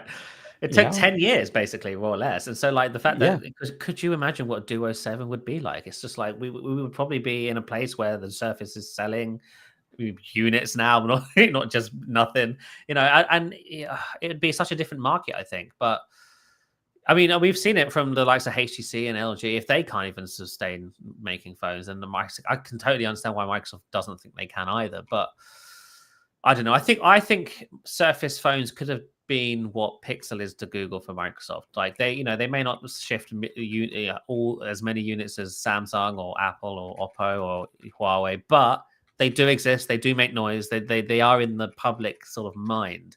And Surface Duo wasn't there yet with the Duo 2 at all, but it could have gotten there had they pushed forward and invested more money into it, I think. But they did basically end up killing it too soon, and that is genuinely just upsetting. Someone in the comments is asking, do we have an estimate of units sold for the Duo and Duo 2? So I don't have an exact number, and also I can't remember what I've told for 100%, but I remember having conversations with people back in 2021, 2022, when the Duo 2 was out, how many devices that they think that Microsoft had sold. And I remember hearing across Duo 1 and Duo 2, they'd sold probably just under 100,000 units, I think it was. That would have likely been mostly Duo 1, less so Duo 2. I think because the Duo 2 is one more expensive and didn't see as many price cuts as the Duo 1 did. I think a lot of people picked up a Duo 1 when it was, do you remember they were like $400 at one point, brand new? Yeah. I think a lot of people picked them up then. And so that inflated the number. And so there were a lot more Duo 1 than Duo 2 users. I definitely remember that being a thing. But I do not think they sold more than 100,000. Maybe if we're being nice, 150,000. They did not sell 1 million of these. No, there's just no way. That didn't happen. Which is funny when you consider Windows Phone had millions of users, and they killed Windows Phone in favor of this. Right.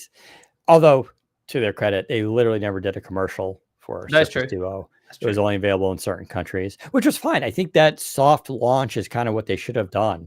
And just like, we're just going to keep hammering this until we get it right. And like I said, the criticisms with the first Duo, fine, I get it. But like that jump to Duo 2 was like, oh, these guys, they got ideas. This is a big jump right here. Like, we could keep seeing these improvements. This is going to be great. But I'm like you. I loved the Duo. I loved the experience. I got much more work done on that thing. Yeah. I loved running two apps side by side and being able to, or spanning apps. That was cool. And they needed to get to the point where the technology could do what they really wanted. And that's the same thing with Surface Pro. Surface Pro's problem was always, it got too hot and they had to thermal throttle it, and battery life wasn't great. That was always the issue.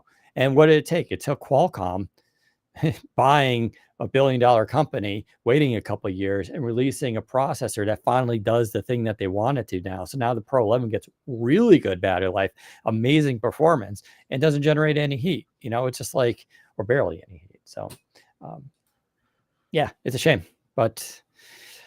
And I think, I don't know, it makes me mad just because with the AI thing now, they had I know, so right? much potential to use that as because you have open AI and stuff like that, right? With Johnny Ive, and they're looking to buy that company that Johnny Ive started. They want to make an AI device that's not a phone that you carry around with you.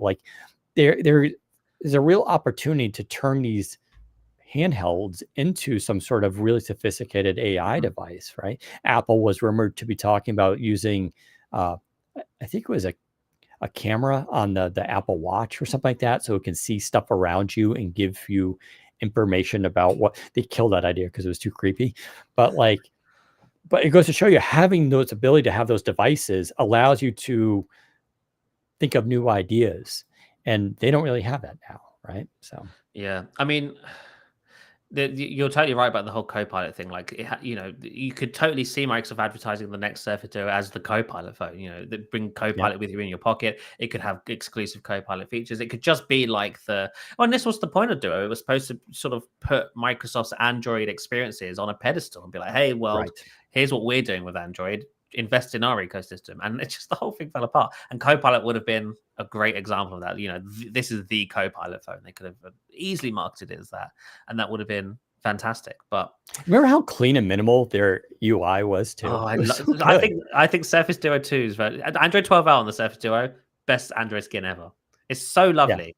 It's Windows 11 inspired, but it isn't like alien to Android users. It strikes a really nice balance, and it's clean. It's light as well. There was barely any bloat on the, other than the fact that it came with Microsoft apps, but I didn't consider any of that bloat, I guess. right. It didn't come any bloat. It was just a nice light skin with the Microsoft launcher, which was basically abandoned and fell apart in the end. But at the Yes. time, it was great. I thought the whole thing was amazing.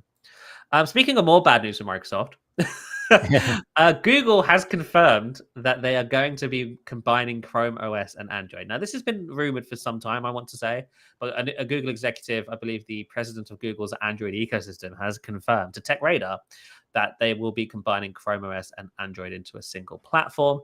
And I think that's bad news for Windows. This will become an editorial for the website as well. But what is about to happen with Chrome OS and Android is the reason why Microsoft should not have killed Windows Phone when they did. And this is something we've talked about on the podcast before, where as we head into the future, there are more and more people who need less and less of Windows every day. And the fact that there isn't a lightweight version of Windows that people can use today is going to make Windows irrelevant down the line. Windows has tried to maintain, this backwards compatibility, this heaviness that Windows is because it's Windows, to appease the older generation of users. But as younger people grow up and they're using Chromebooks and Android tablets and iPads and phones, as their primary computing devices, Windows is going to fall out of irrelevancy. And now with Google confirming that they're going to merge Chrome OS and Android, that's essentially Google saying that we're going to make Android laptops.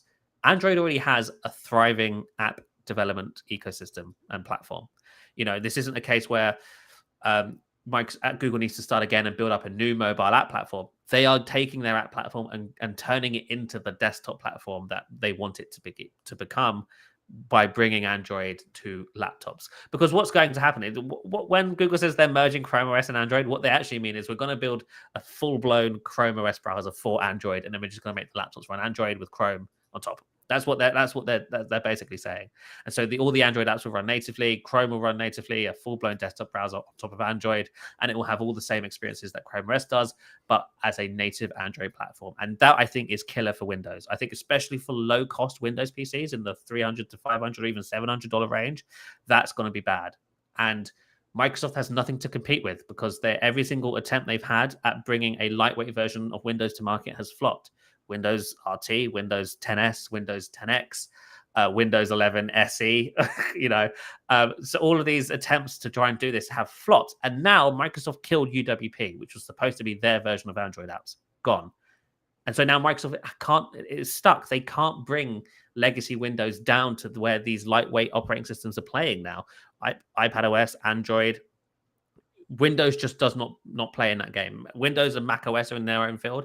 Android and iPad OS are in another. And it's the Android and iPad OS crowd that are going to be the next generation of computer users, not the Mac and Windows users. And so, what does Microsoft do? I don't know. I genuinely don't know. I think if Microsoft is lucky, the web will take over as the dominant app development platform. And that is one avenue in which Microsoft can survive and build a lightweight version of Windows that only runs web apps, and that be accepted by society, because there's no other way. We can't bring back UWP. We can't introduce another app development platform. It's too late. We're way too far gone for that. It's clear Microsoft can't bring Win32 down to something lighter. We've tried, it doesn't work.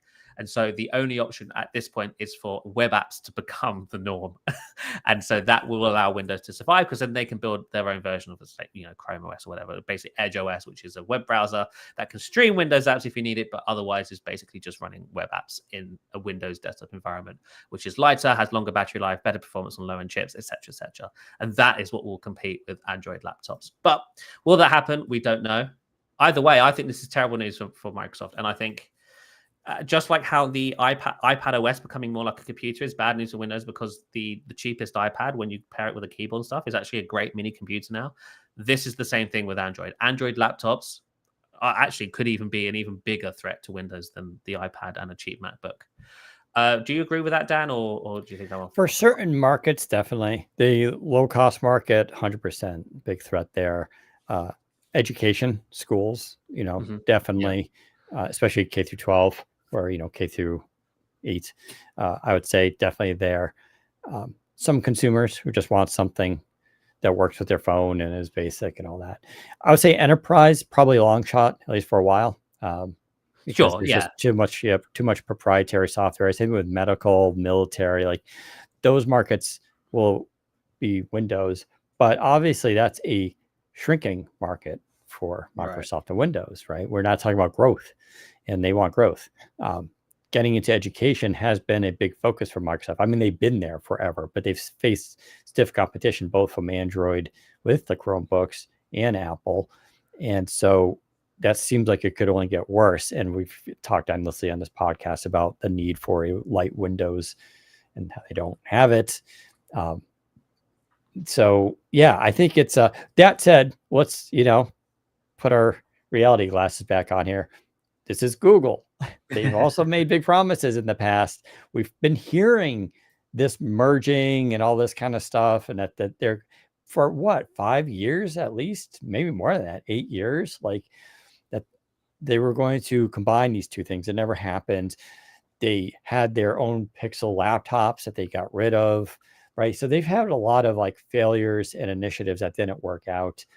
That said, I kind of think it, making Android more desktop-like is probably easier than making Chrome OS more phone-like. I fully agree. Right? That makes perfect sense. And this is what I was saying in the solo podcast I did last week. Like, had Windows Phone stuck around, Microsoft would have had a much easier time bringing that up as a lightweight Windows desktop replacement than trying to make full-fat Windows more That's mobile, what Apple did. Yeah. That's, as they start off with iOS, and they've just been building it up and making it more complicated. So yeah, I don't know. It's going to be definitely a problem, I think, for Microsoft if Google is successful with this. But then it's going to come down to selling it, which is still going to be kind of so the challenge, of course, will still be going beyond the cheap Chromebook, right?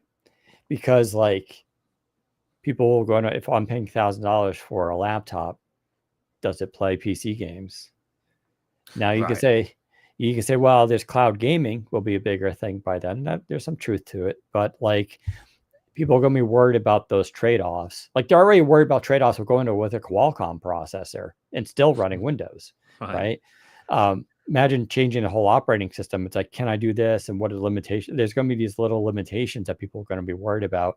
And they're going to see like, well, if I buy $1,000 for this really nice PC, I know what I'm getting with it. Or if I spend $1,000 on this new Chromebook, whatever they want to call it, Android book, there may be limitations. Because that was the issue. We saw a couple OEMs make Chrome OS versions of the Windows ones, and they were basically the same price. And it was just sort of like, well, why would I get that one then? It's not like the battery life was significantly better between them, and the battery life I don't think is like a big issue anymore. So it's not clear sailing, but it's an opportunity, that's for sure.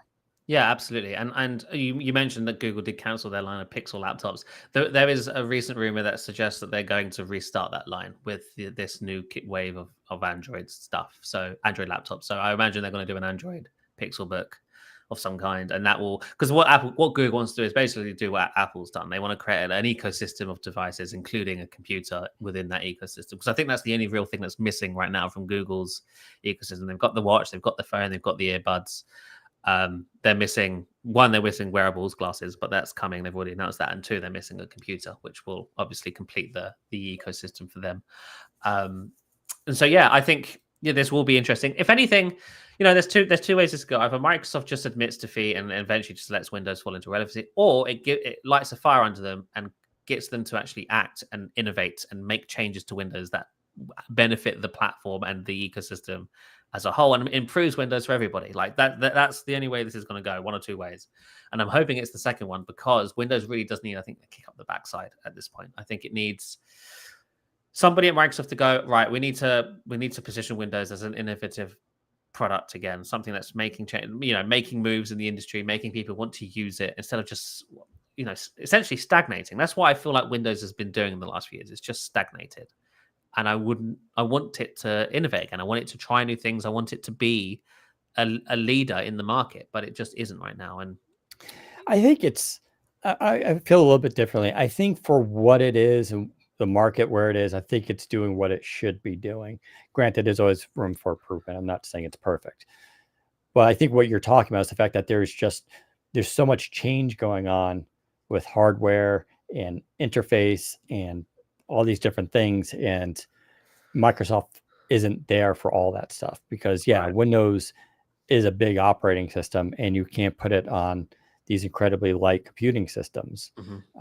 And you're right. The thing with Windows Mobile should have been a complete base setup to build up a lightweight mobile operating system that eventually would have met the desktop system at some point. And they've always just been off on that vision. And they kind of knew they were off on that vision the first time around when Windows Phone happened, right? Yeah. It was just like they didn't invest into it. They didn't see it. And Bill Gates has been on record about this, and Ballmer too, that we didn't see it coming. We didn't think it was going to be that big. And, Gates had said how we should have been Android. And 100%. Like, had they gotten in there, they could have been building this stuff up. But even when they were doing Windows Mobile, they still didn't quite.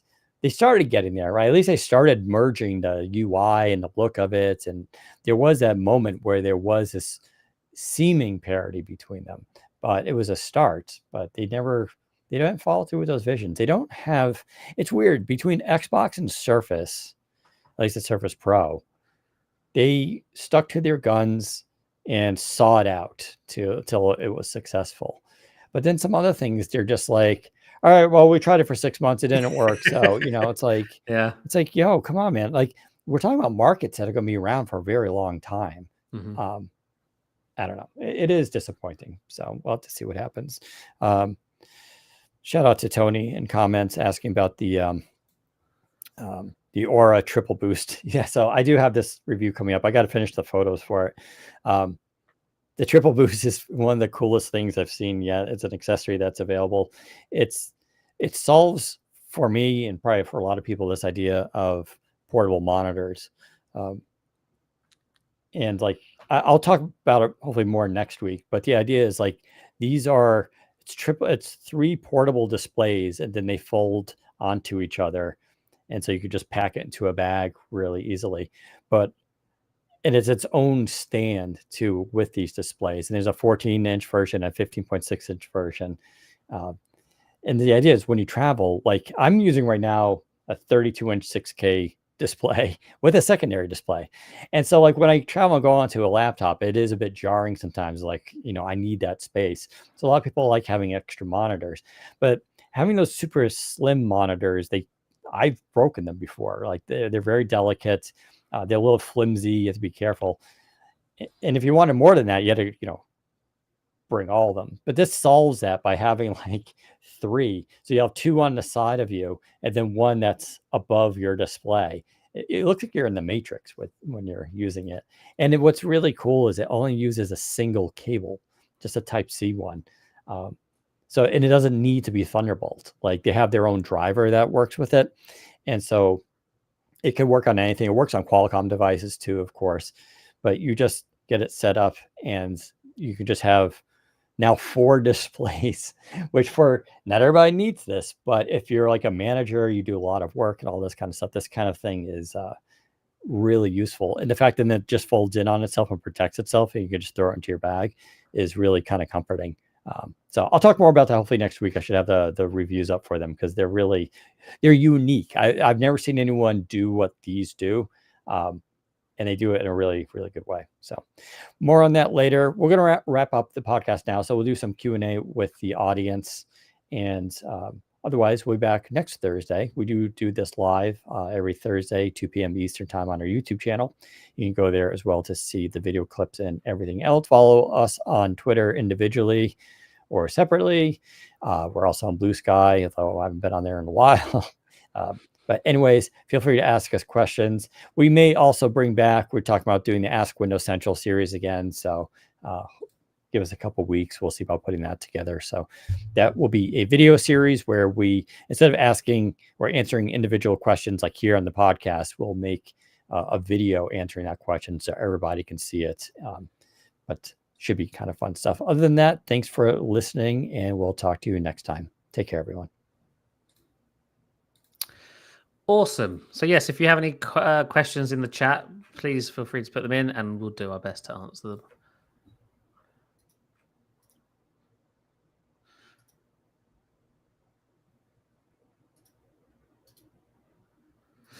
I keep checking my Samsung order. I hope it ships today so I can have it tomorrow, because otherwise I have to wait until Monday, and that's sad. Yeah.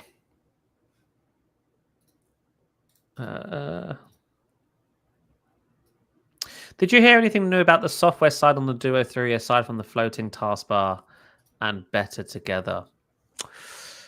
I can't remember. It's been so long, and I couldn't find my notes on what I was hearing for the software. I think I remember hearing that they were going to skip Android 13, and so they would have gone straight to Android 14. I don't know why that was. I can't remember. I know there were plans to update the peak mode that they had to make it more usable and whatnot. Yeah, I can't remember for sure. I do know there was plans for stuff. There's some big plans. I love stuff. Yeah, but I can't remember off the top of my head. I'm sorry.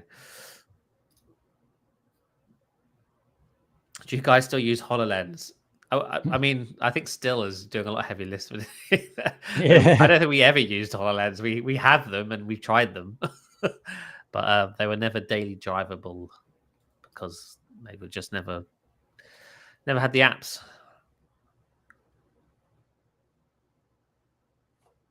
Would you recommend the Samsung Flip FE or the standard Flip that is a few hundred more expensive?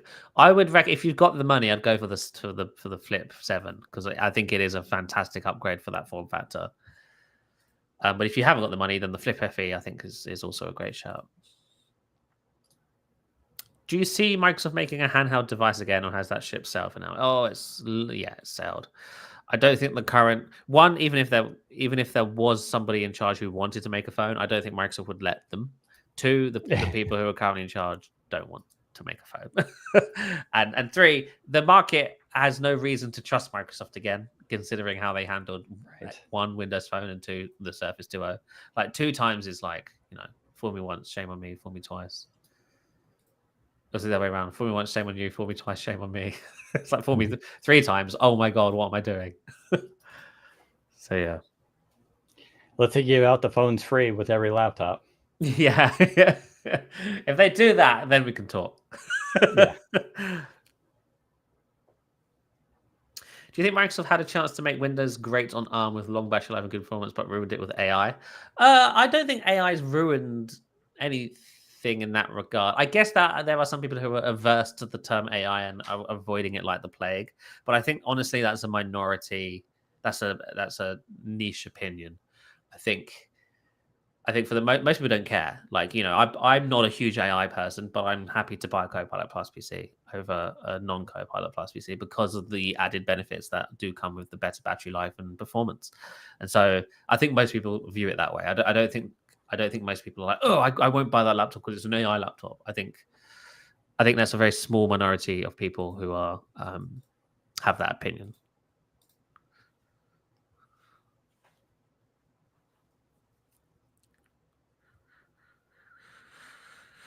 Do you prefer 25H2 being an enablement package like it is, or do you prefer OS swaps? I personally prefer OS swaps. I think it allows the OS to be cleaner from a clean install perspective. And because the cumulative update method is kind of like it gets messy. Windows gets really bloated. Like if you try to build an ISO with a cumulative update in it, the ISO becomes huge, and so 25H2 will just be huge as an ISO because it's a cumulative update essentially. Whereas an OS swap is nice because it's a nice base image of Windows. It hasn't got cumulative updates on top of it. It's like an RTM build is clean. It's like this is the RTM build, whereas the EKB won't be that. So, yeah, I do prefer OS swaps.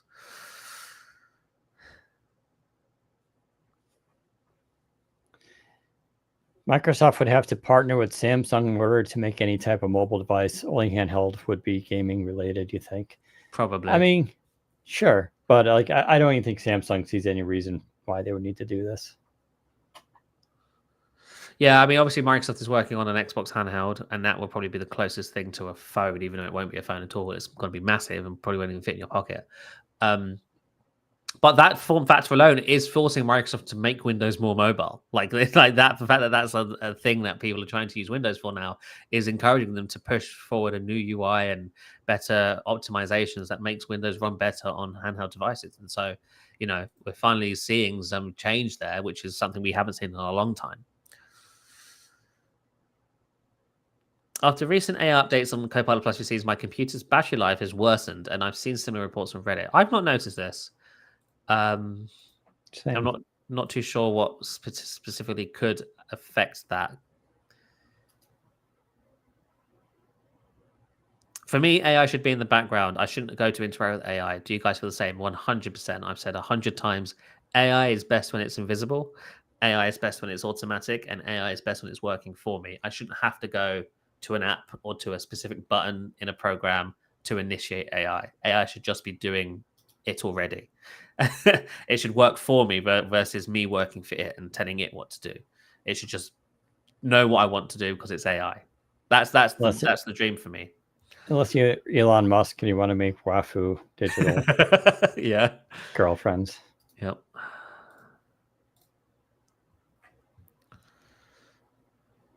UWP isn't really dead yet. Well, I mean, it's still in Windows, yeah, but they're not developing the framework further than what it already is. So there's no more APIs for UWP there. If anything, it's on maintenance mode, if not life support. And the reason why it's still in Windows is because I don't think they can easily rip it out. If they could, they probably would have by now. But I think UWP is embedded in the Windows platform quite significantly now. And so there's no real way to just rip it out without breaking a lot of stuff. Do you think the leaner Windows for handheld will be an option for future Windows installs or entirely different SKU? We still don't know what the actual plan is for Windows on a first-party Xbox handheld. It's clear that at least right now, the third-party ones would be running full-blown Windows with some optimizations on top, but it will still be Windows 11 Home. We don't know if the Xbox handheld, the first-party one, will follow the same path. It might run a special version of Windows, like an Xbox OS type, which is only available on the Xbox handheld, just like the Xbox console. We don't know. If that's the case, then I reckon that whatever the experience is on the first party handheld will be quite different from what we have on other Windows 11 based Xbox handhelds.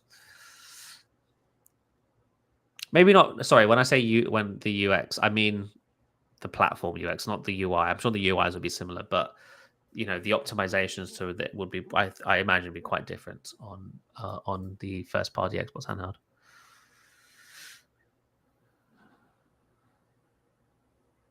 Do you think the AI features will come to NVIDIA-based desktop PCs? No, I don't. I know NVIDIA said that they're working on that, but I think they said that assuming they could convince Microsoft to allow that, and I think Microsoft told them to go away.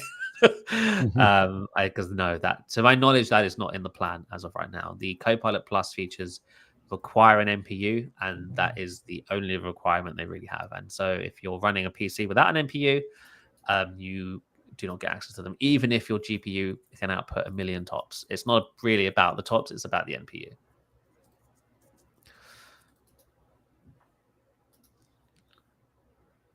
Do you think anything like a Meta Ray-Ban style product will come from Microsoft? This is a great question. Yusuf Mehdi, which is Microsoft's... Who is Yusuf Mehdi? I forgot his title. Yusuf Mehdi, Microsoft. He is the... Oh, okay, let me load LinkedIn. He's the Executive Vice President of Consumer Chief Marketing at Microsoft. He has said on record that he reckons that they will explore wearable Copilot hardware. And what immediately comes to my mind is something like the Meta Ray-Bans. So just a pair of glasses with cameras on them that you can use to interact with Copilot. Copilot can see the world. You can ask it questions, and that's kind of similar to the feature they've added into the app, isn't it, Dan? Like Copilot Vision in the Android app and iOS app is you press that button, it can see the world, and you ask it questions. Yeah. Just imagine that feature, but built into a pair of glasses. Who knows if they'd have a heads-up display? I doubt it. Maybe they would. But at the very least, they would have a camera and they would sync with your phone, and you'd be able to press a button and it would. You know what kind of world it's going to be like? I know. Like we make the joke about on Twitter with Grok. Every time someone posts some information, there's the comment always like, Grok, is this true? Yeah. So people are going to be walking around with glasses on, looking at stuff and like, Grok, is this accurate? Grok, what is this? Grok, how much is this? Grok, where am I? Yeah, it's gonna be. Everyone's gonna be favorite AI. Everyone's gonna be so clued in, but so dumb at the same time. It's gonna be crazy. Right. Yes. Yeah, brain rot they call it. Yeah, because the joke. I guess Teslas are getting Grok built in, and someone made a meme with the Tesla going down the street like, Grok, is this traffic real? Yeah, people really ask like really dumb questions. Like they just don't have the. I've harped about this, about how much I use AI because I read and I want to know stuff. I don't want it like spoon fed to me. I want to go read about it. But a lot of people are like, just tell me the answer. I don't care. Yeah. Yeah, I saw people, there were discussions. I can't remember which podcast it was now. They were talking about, they had like viewer questions. And one of the questions was, is it, my wife gets upset at me when I wear my Meta Ray-Bans in the bedroom because obviously he can't see and he's got the prescription glasses. But obviously they've got a camera on them and stuff. And so she's uncomfortable, doing stuff with her husband while he's wearing the cameras, but he can't see her without the glasses. And so he's like, yeah, this is society now. This is the sort of stuff we have to navigate. Yeah, imagine going on a date for the first time with someone. They have glasses with a camera in it. Oh, that's actually horrendous. That's actually so horrendous. Everyone is going to be on camera for everything going forward, and we should just all be used to it now and be ready because it's going to happen. Because you can't go up to someone and say, stop, take your glasses off. I don't want to be on your glasses. Can you? I mean, you can't, right? You're in a public, especially when you're in a public space. You can't stop people from filming you, I believe. At least in the UK, I think that's true. Legally, that you have no leg to stand on if you're in a public space and someone is filming you. You just have to leave, I guess.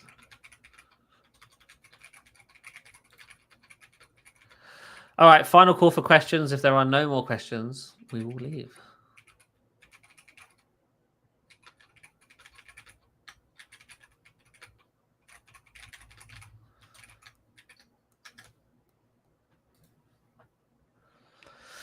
I don't know why I opened LinkedIn. I hate LinkedIn. It makes me depressed.